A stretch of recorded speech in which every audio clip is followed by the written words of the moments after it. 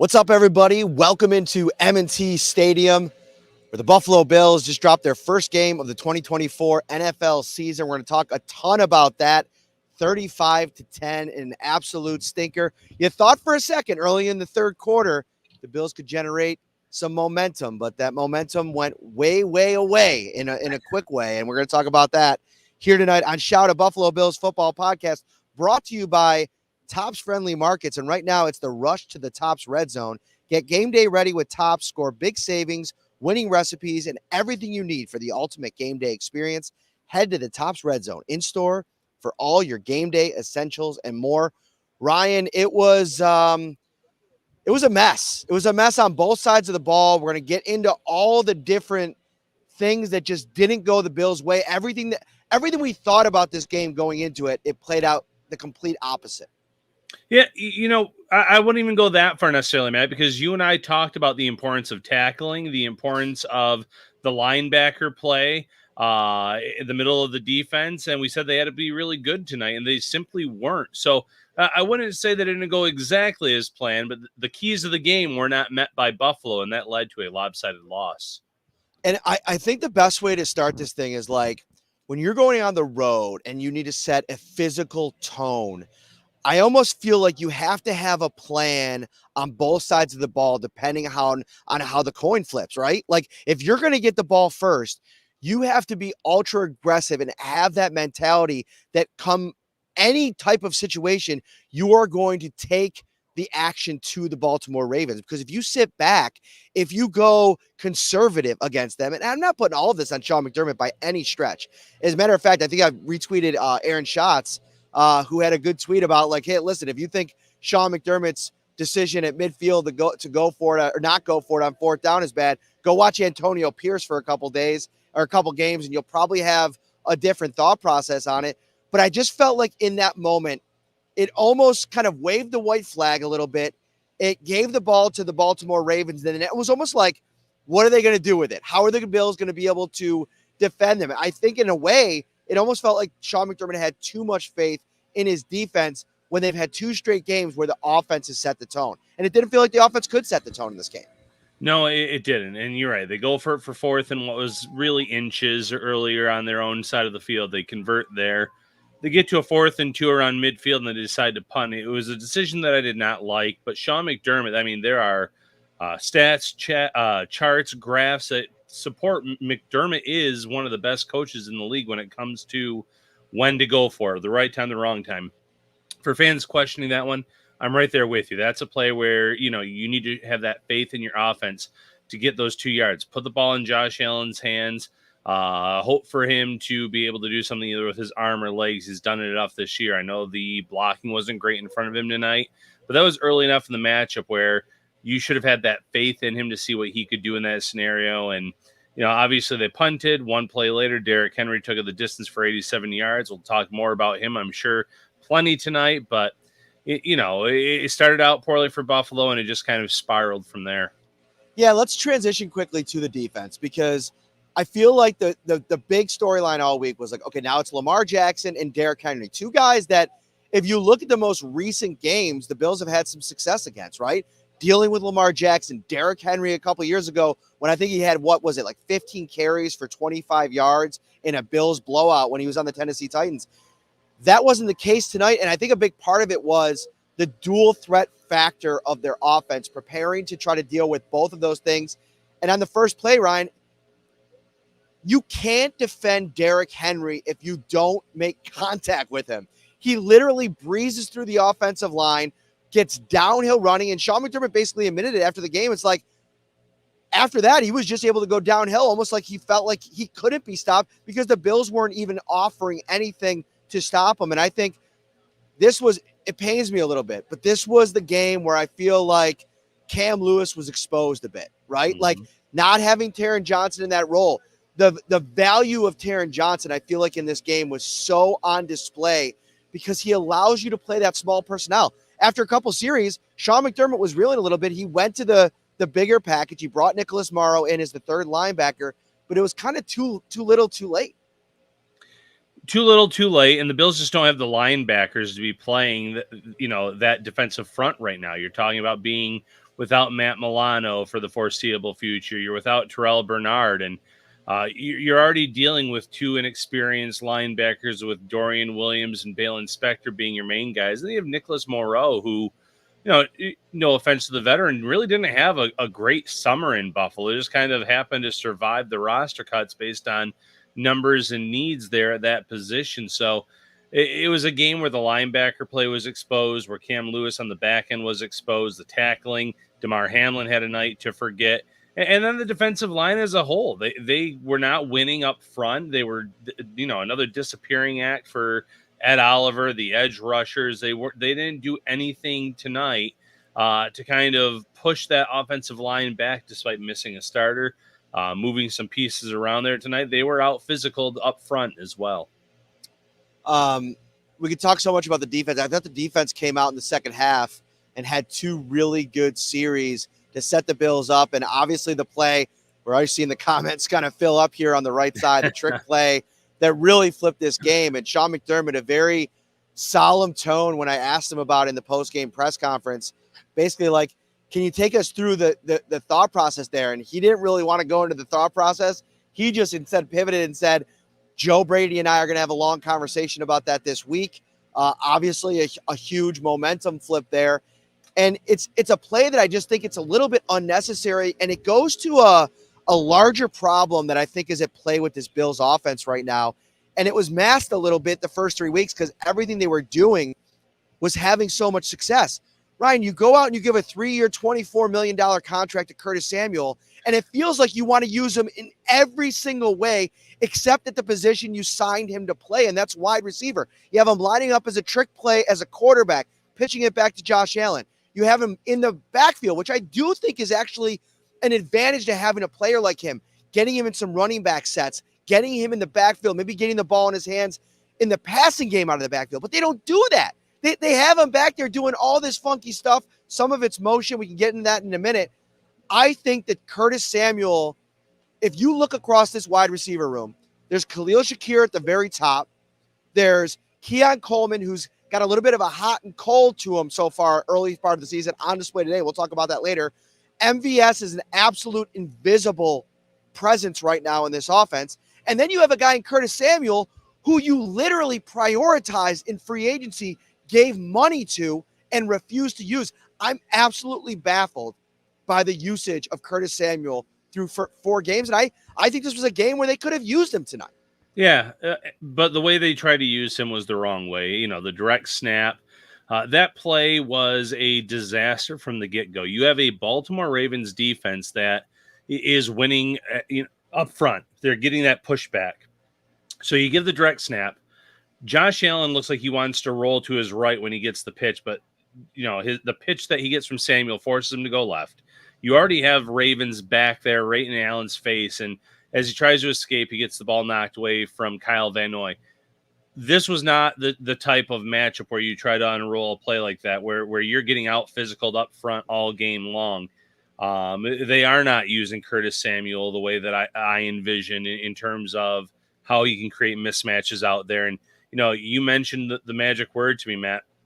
As bad as that trick play was for Joe Brady, his biggest mistake tonight, in my opinion, was going away from pre-snap motion. That's something the Bills had done so well over the first 3 games. It allowed Josh Allen to know what defense their opponents were in. It allowed him to kind of diagnose, okay, I can go either here or here on this play. They just kind of went away from that tonight, and I don't understand the rationale or the thinking behind it, because I feel like that played a big role in why Allen was so decisive with the ball in those first 3 games, hitting open guys. They were able to move the ball. They went away from that. They got too cute when momentum started to go in their way. And, those were very costly decisions from Joe Brady tonight after a great first 3 games where the Bills were one of the highest scoring teams in this league. Here's the other part that's really troublesome trend-wise over the first 4 games. It got better today in that I think this might have been the most targeted Dalton Kincaid has been all season. 7 targets, 5 catches for 49 yards. Had a nice play over the middle, I think, in the second half. Why is that not happening more? I don't understand why the guy that you spent a first-round draft pick on isn't a massive part of your game plan week in and week out. I look down on the play half the time, not half the time, I'd say like 35% of the time, he's on the sideline, Ryan. Like, I don't understand. And I was talking to Thad Brown. Shout out to Thad Brown. He's just shooting his stand-up back here. We were talking in the hallway before we're going in the locker room. And one of the things he brought up was like, well, he's not a great blocker. And I understand that.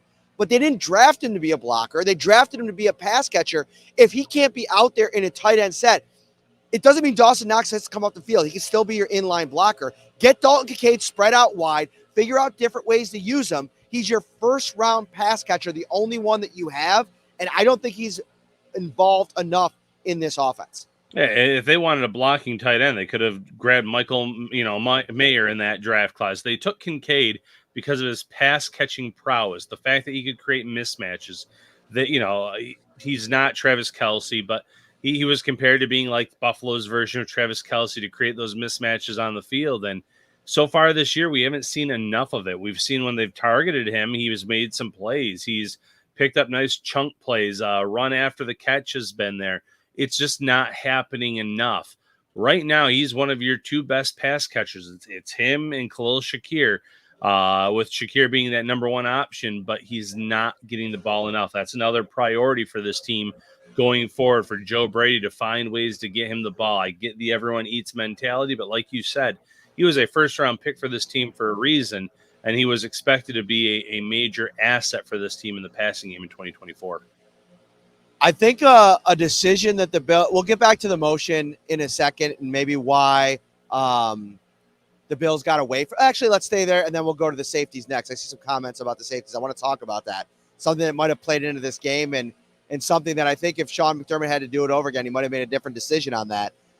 But in terms of the pre-snap motion, I think one of the reasons the Bills had such a departure from that in this game is because of how easy it was, whether it was with their front four or with the blitz scheme that they had in this game. Every single time Josh Allen went back to pass, it felt like there was pressure in his lap, and it felt like he had to kind of get out in space and try to make something happen every single play. And when that's happening, I almost feel like you're spending so much time pre-snap diagnosing what they're trying to bring to you that it's almost like, let's get to our stuff that we could just boom, boom, try to get into a play as soon as possible. But the problem is that they're bringing the pressure the way that they were. And of course, I haven't watched this game back. I'll have to watch it in more detail. But if your first or second read isn't there and you're flush from the pocket and you're not able to spend as much time on the chess match of the motion part of the game, I don't know if that's an excuse that I'm making, but it's one thing that I'm thinking is maybe why it wasn't so prevalent in the offensive game plan today. Yeah, absolutely, man. Listen, the offensive line, this was a stinker for them too. Josh Allen was, like you said, pressure in his face all night. He's rolling out, stiff-arming defenders as he's trying to find guys downfield. The wide receivers aren't creating separation or getting open on a consistent basis. That was another problem tonight where it hasn't been an issue in the first three games based on the play calling, the getting the ball out, moving the chains, staying ahead of the chains. And once the Bills got behind, too, that's the other thing. They shifted from those quick short passes, which were not working well tonight against the Ravens, but trying to then throw the ball down the field, which hasn't been their MO in terms of it on a consistent basis. He was trying to really stretch the field to try to get this team back into the game. So nothing was really going well for this offense, and a lot of it had to do with getting into such a hole early on due to the defensive play of this team. So I know this is a very downer version of the Shout podcast. The Bills getting blown out here, first loss of the season. But I do have to report some really cool news from on the ground in Baltimore today. I'm walking around town. I went out to lunch with my sister who lives close by. She brought my nieces up, and I'm going back to the hotel before I make the trip over to M&T. And don't I run into a Shout Buffalo Bills insider? Shout out to James. If you're watching, got a photo to him. With him, send it out to the insiders as well. We've been rocking and rolling on the insider text line, which is brought to you by Carrie C. Byer, attorney with the law offices of Francis M. Litro, located at 237 Main Street in Buffalo, New York. If you or someone you know is seriously injured, give him a call, 716-852-1234, or check out litrolaw.com. I know we're going to be pretty busy tomorrow and all throughout the week on the insider text line, 716-528-6727. Join it now. Send us all of your complaints, your texts, your takes, your rants, whatever you got to get off your chest. It's a 2-week free trial. I know it's a tough loss. I'm traveling tomorrow. I'll try to get back to as many as I can, Ryan, as well. And then you can also go to joinsubtext.com/shout Buffalo Bills. All right. Safety play, Ryan. The Bills for the second straight week made Mike Edwards, the veteran safety option, inactive for this game. And I felt like I saw enough in the first half, and I was mentioning it throughout the week. I don't think Cam Lewis belonged on the field in the second half. That's hard for me to say as a UB Horns Up grad and somebody that I love Cam Lewis. I think he's a good dude, a solid player. But I feel like they felt the loss of Taron Johnson in this game today. And if you flip Jamarcus Ingram and Cam Lewis, get him off the field, even before the injury, and you bring Cole Bishop into that dime role, which Ingram was playing, and then you bring in Edwards when Rapp gets injured, then I think you're in a better spot just because of who Edwards is, the experience that he has in this league. Cole Bishop, I think it was Pops Mafia, said it in the chat here. He looked like a rookie today. He looked out of position at times. One time he was trying to tackle Derrick Henry where he kind of just rolled with him to the ground. And I expect that. He does not have any really live snaps to get ready for this spot against this physical team on national television. Damar Hamlin didn't play well today. I think that those that had concerns about the safety position going into the season were a bit on the money tonight, because I think we saw what it looked like when it went off the rails a little bit in this game. Yeah, once it went off the rails, you really did see how bad it was, and you saw Damar Hamlin struggle. Didn't have some good angles tonight and opportunities. Cam Lewis, a lot of missed tackles. I felt like when Cole Bishop first got out there, he looked very much like a rookie. He looked lost on a few snaps. I'll have to go back and rewatch that game, but it's going to take time on the field, I think, for him to feel comfortable in this defense. And, that was the same thing with Balen Spector a few weeks ago when he came in at linebacker. You get lost out there in live snaps at first. So hopefully that gets better over time. But Bishop, the second-round pick, also did not have a night a night that he's going to want to remember. So Mike Edwards would have been a very beneficial player to have tonight, but they've made him inactive 2 weeks in a row now. Depending on the injury with Taylor Rapp, if he's going to miss another game, that won't be the case. He'll play a bigger role in this upcoming match against Houston, but going forward, they might have to reconsider their inactive list to make sure they have a guy like Edwards who can maybe steady the ship a little bit with his veteran presence. I know this is his first year in Buffalo, but he's played a lot of meaningful snaps over his career, been on a lot of really good teams. I think he would have been a very calming presence tonight in a safety room that really lacked some physical play and lacked maybe some of that calmness that they needed. Super chat, $14.99. Wow, big one from Justin Tyndale. What enrages me is that we had a 5-play, 37-yard drive, driving to make it a one-score game. You don't need trick plays when you have freaking Josh Allen. Didn't they see the 52-yard bomb? And yeah, and what seemed to frustrate me watching the game play out is I just spent all week writing this story on the offensive line, and they come out and get absolutely outmatched in every single way. And there's positives to take out of this. I mean, talking to Spencer Brown in the locker room after the game, he's like, listen, they out-physicaled us. They were better than us. Sometimes you need a punch in the face in this league to kind of wake up a little bit, although I don't know. I don't buy into that as much. What are your thoughts on that, Ryan, when players say that they needed you get punched in the face to kind of wake up a little bit? You almost knew that punch was coming from the Ravens walking into this place. Yeah, that's I get the rationale, I get the understanding, but you knew you were coming into a hostile environment. Ravens team coming off of their first win that we're trying to build off of that. A big statement game for them, and the Bills just showed up unprepared, out coached, out physical, out everything. And maybe they respond and they rattle off some wins against Houston and the Jets and go forward from that and learn from this. But they knew what they were getting into tonight with Derrick Henry, minus that one lopsided win that they had over Tennessee a few years ago. Henry has been a guy that has absolutely had Buffalo's number. Lamar Jackson having a weapon like that in the backfield where you have to kind of pick your poison in terms of how you're going to play it, that benefited him greatly too. tonight in this match when they both just kind of ran wild on the Bills, ended up averaging 8 yards per carry as an entire offense against a Bills defense that had been playing very well overall. I know, Devin Achane a few weeks ago had some success on the ground, but overall the Bills had been handling their business in that regard and cruising to wins. Tonight, though, they had no answers for that rushing attack. The Lamar Jackson, it looked so easy for him all night long. Like the way that he was operating in the backfield, I think there's 2 hits on him. One of them was the Bale Inspector sack, which I think he deserves a shout out for. That was a big play, a potentially momentum giving play to the Buffalo Bills. Obviously, they didn't take advantage of it. The trick play kind of snuffed that out. But Josh Allen on the other side, 8 times he was hit tonight after going 2 weeks where he wasn't touched, Ryan. And I think that was another part of this that was playing out in this game, was that the Bills had spent so much time, 2 60-minute games, absolutely dominating the opponent's defensive line, that when they weren't able to dominate the defensive line with their offensive line, they didn't really know how to generate any kind of sustainable offense. And I feel like that killed him. I mean, Lamar's stats weren't like crazy. He ran for 50 yards, threw for like 180, had 2 touchdowns. He was really good. It was really easy, but he didn't really have to do much because the Bills defense couldn't really stop him, and the Bills offense couldn't do enough to turn this into a shootout.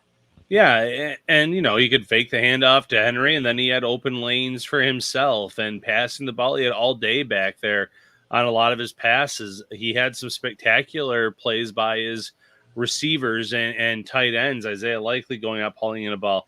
Even an incomplete pass targeting Nelson Aguilar. Aguilar went up and got a hand on the ball, which would have been an easy interception for Rasul Douglas had he not done that. There were plays to be had for this team. The Bills did create a few turnovers, a fumble on Lamar Jackson, a fumble at the goal line. It's just overall, it was too little in this matchup where they were giving up giant chunk plays on the ground, big plays in the passing game. 2 big 3rd and long conversions that Jackson made in this game as well, or early-ish in the game where the Bills could have gotten off the field.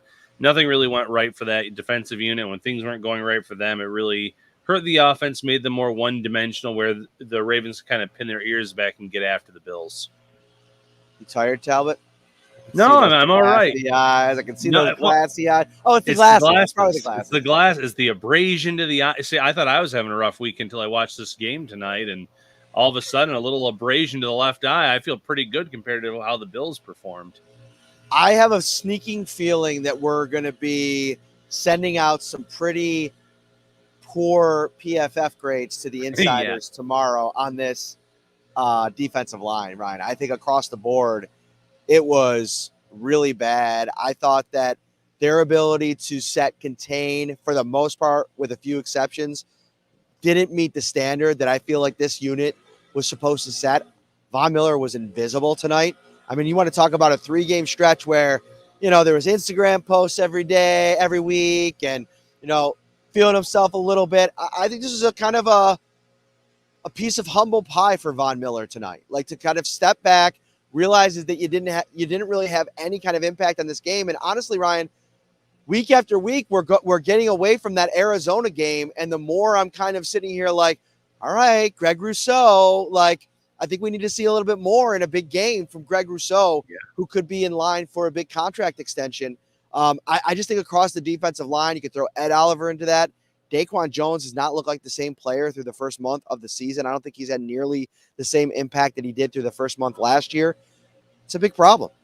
Huge problem. Last year, Daquan Jones was, arguably the defensive MVP of this team, the way he was playing up until that Jacksonville game in London. And this year, he has not come close to that. You hope that it's just kind of maybe shaking off some rust a little bit, getting him back out there. You get a little bit older, it might take a little bit more time to kind of get going in season. We've seen that from some veterans at other positions over the years, but he has not played well. Ed Oliver, again, disappearing act in this game. Von Miller did absolutely nothing of importance. I feel like AJ Epinesa made more plays than Greg Rousseau tonight, and not that Epinesa made a lot of them, but he made at least one. So, you're talking about these starters, these top reserves. Dwayne Smoot with a boneheaded penalty, with a knee to the face, just little things like that. If they weren't making plays or making bonehead plays that kind of cost this team yards, and in a game where they're already giving up enough on the ground and through the air to this Ravens offense. All right, so 2 quick receiver items before we get out of here. First of all, Khalil Shakir set the NFL record for most consecutive targets with a catch, passing Michael Thomas. I think the official record now stands at 29. He did have a target where he didn't come away from it with a catch, breaking his streak going back to last season, but still an incredible run for him. He's as good as it gets. But the two points I wanted to in that department, just reliability, how good Shakir is. It's really something. Coleman had a really tough start to this game. I thought that you got to make that play down the stretch, especially when your team needs it. Like the Bills just couldn't get any sustainable offense. They got these blowers going after the game, Ryan. I don't know if you can hear them, but man, they are just blowing in my ears right now. They got horns going out here. It's a whole. I can barely hear myself think, but you got to make that play if you're Keon Coleman, right? But I do like the way the rookie comes back in the second half, bounces back, finds a way to make a couple of contested catches, which I think everybody appreciated. I even saw Josh Allen at Keon's locker after the game and kind of dapping him up a little bit, like felt like it was like a nod to him, like, great job, way to respond, right? You're going to have these moments, but I thought it was a good way for Keon after that bad moment to rebound the way that he did. Yeah, that first target downfield ball was perfectly placed by Allen, hits him in the hands. He needs to have that. The hands are supposed to be a big part of his game, which they clearly were later in this matchup on the sidelines. Those the passes that Allen made again were unbelievable. But Keon Coleman along the sidelines, the way that he can adjust his body, get in front of the defender, get both feet down, 2 great grabs along the sideline, added another catch that went for, I believe, like 7 or 8 yards.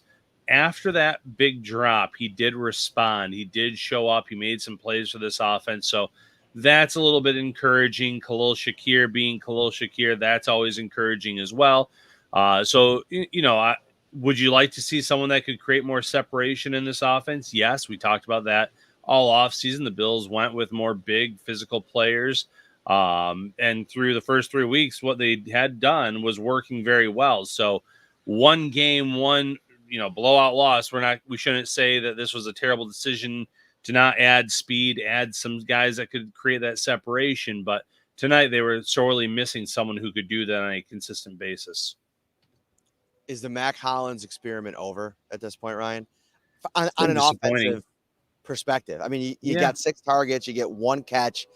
He gets no separation. I even saw him out there getting absolutely bulldozed in the blocking game today. Like, that's the one thing that you could always say about Gabe Davis. And I know I gave him a hard time last week on social media. His mom shouted me out on Twitter. It was a whole thing. She defends her son. I respect it, man. Like, right. I remember back in the day, my cousin Andy Parrino, I mentioned him on the show before. He played for the Oakland A's and the San Diego Padres. Dude, if a reporter ever came at him, I was always quick with the Twitter fingers to get at the reporter, like, yo, step back. So I get it. All love to Mama Davis. I'm sorry that I took a run at Gabe like that. But the point being, you got a group of wide receivers here, and I feel like Mac Hollins in that role makes sense because the money you're paying him, right? Gabe Davis got $13 million per season to do something that I think you just can't pay that amount of money for. But at the same time, on the other end of the coin, you give him Mac Hollins a small deal. He has this huge role in the offense, and it just wasn't there tonight. And they don't pivot. It goes back to my Curtis Samuel point, my Dalton Kincaid point. I think that they've just mismanaged a little bit the share of the work. And I get they love Mac Hollins, but he's a special teams guy. He's a fill-in kind of guy. Put him out there in some surefire blocking plays. But I think you got to figure out maybe some different answers. And you wonder, Ryan, if we get down the path a little bit, and I hate to bring this up, and I know a lot of Bills fans will be like, I don't want to talk about Chase Claypool. But you wonder on the other side of that injury settlement if that's something they think about bringing in, just because, like, at the very least, maybe his ability to threaten down the field might be something they'd be looking to add into the mix, because MVS, like I said earlier, has been absolutely invisible. Well, the longer this goes with MVS being invisible, Mac Hollins disappointing, the longer you have to at least consider a move like Claypool, who has had some success in this league. Had a promising spring in Buffalo. Obviously, the summer was not the case with the injury, missing so much time during training camp. But yeah, that's an option. Maybe you elevate a Tyrell Shavers at some point to try to give maybe these guys a wake-up call if they're not performing up to task, because there was a lot of people that thought Shavers did enough this season, but the Bills went with 5, and those 5 just aren't working right now. You're not getting enough out of MVS, who you've gotten pretty much nothing out of. You're not getting enough out of these guys on the bottom part of this roster, Mac Hollins obviously included, that need to do a little bit more and step up for this offense. Last point here, Ryan, before we get out of here.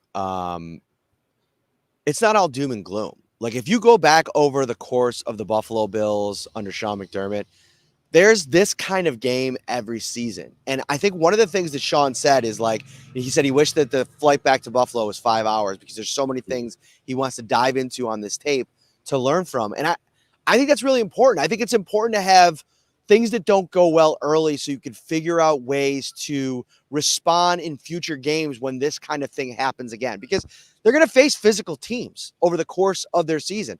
I mean, you want to talk about this defensive line that they're going to face in 2 weeks in the New York Jets. They are absolutely brutal. I mean, Bo Nix was in hell today, despite the fact that they came away with a win. And you want to talk about who's having a worse day, Bills fans or Jets fans? I think the Jets fans had a huge opportunity to pull within even of the Bills in the division, and they let that slip through their fingers with a game against the red-hot Minnesota Vikings, who might be the best team in the NFL right now, if not in the conversation. So it's not all doom and gloom. I think it's a game where you got outplayed. There's some things that they have to change, and I think with the new look offense, there's going to be, I think the early returns, if you take the totality of the 4 weeks, is really good. It's just going to be about figuring out, all right, what kind of answers do we have when things don't go our way in the future? Yeah, and you're right. 3-1 in the first month. If the Bills can replicate that over the next 4 game stretch and be 6-2, you're thrilled with that record after 8 weeks. And the division right now looks like it is still theirs for the taking. You mentioned the Jets scoring 9 points. Aaron Rodgers looking awful in that game with, again, a really good defense getting pressure on him, making him look all 40 years old. The Patriots are playing like the worst team in the league, which many projected them to be. And the Dolphins play tonight now that we're that it's Monday. But they're going to be on their third quarterback here in Snoop Huntley, and we'll see how that goes for them. But right now, there's no one at least pushing the Bills necessarily and showing that they're going to be a legit threat in this division. There's been some real craziness in the league as a whole. You mentioned the Vikings being 4-0, for instance. Always some surprises, but the Bills after the first month being 3-1 with a very tough stretch over that time, at least what it looked to be on paper going into the season, that's encouraging. They need to rebound next week against a Houston Texans team that found a way to win in the last 20 seconds of that game today against Jacksonville.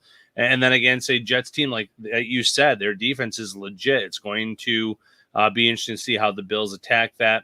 Joe Brady obviously had some success against that defense last year. All right, that's going to do it for this episode of Shout. Real quick. Head over to – ooh, go ahead. Real quick, Tyler Bass. We said we were going to talk about him.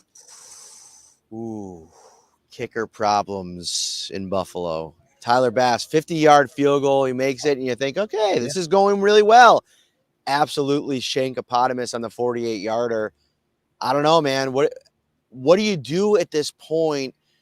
Because I just don't know if there's enough options out there to get you excited about bringing somebody in. I mean, it's the dredges of the league, the guys, the journeymen that don't have jobs right now. Mm-hmm. So I think that you're almost forced, if you're McDermott and Bean, to kind of ride with him, and it wasn't a good one for him today, despite the make. They worked out 2 guys a few weeks ago. I think you bring at least a few more people in this week, work them out, and then maybe even just add one of them to the practice squad. It's not going to necessarily push Bass off this roster, the contract, the money that he's owed, but just kind of a wake-up call. And I feel for the guy. I thought he was kicking the ball very well last week against Jacksonville with the way he was connecting with the ball. Didn't have to do too much in that blowout win, obviously, in terms of the kicks, but comes in tonight. That 50-yarder was pure right down the middle, never a doubt. But then he comes on for a 48-yarder and shanks it to the left. this is a league where we're consistently seeing teams go to their kickers for 56, 58, 62-yard field goals, trusting their kickers. And a lot of the time, those kickers are responding with great kicks to win the game for their team or put up some points on the board. Atlanta today, game winner. I think that was 58 at the end. And now the Bills are probably kind of sweating it out a little bit when they're bringing their kicker on for those 48, 50-yarders. So it definitely hurts this team because as great as they are with Josh Allen, this offense, their ability to put up points, which we saw over the first 3 weeks, there's going to be some games where it could come down to a field goal kick, and that confidence in Bass, despite everything Sean McDermott says, cannot be that high. The one thing I would say is like, and I know that Tyler Bass doesn't have the same resume as Justin Tucker, but I also think we're overreacting just a tad. Justin Tucker has missed 3 field goals in 3 games. He didn't have to kick one tonight at all. He didn't have a single attempt. So, I mean, it's a problem for a lot of teams throughout the course of the season, and I just don't know if there's an upgrade there. And I think it's also a juggling act. Like if you're Sean McDermott, it's do I put more pressure on him, bring somebody else in and take a chance that I affect the confidence even more than it's already affected? Or do I just kind of continue to just say, there's not going to be somebody that we're going to bring in at this stage. It's going to be better. Let's continue to lean into building his confidence or backing up the fact that we're confident. I don't know what the right answer is, but I do think that in a close game, if that Houston game is close next week, and are they in a dome, the Texans? Yeah. So they're in a dome. So I feel like you're going to probably have some confidence in Tyler Bass in a dome with the weather elements not in play. But when the weather elements are there, little rain today, a little wind left to right, that's when it kind of gets questionable. Yeah, and rain, wind, snow, hail, sleet. That's pretty common in Buffalo late in the year too. So it's something to keep an eye on and continue to probably be a little bit worried about going forward.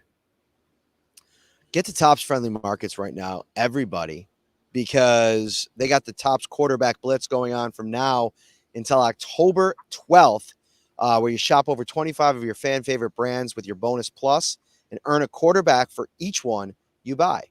Coca-Cola, Pepsi, Powerade, Tim Hortons, Kraft, Rosina, Mountain Dew, Galbani, Sprite, Fanta, Brisk, DiGiorno, and so many more. There's no limit to the savings you can rack up.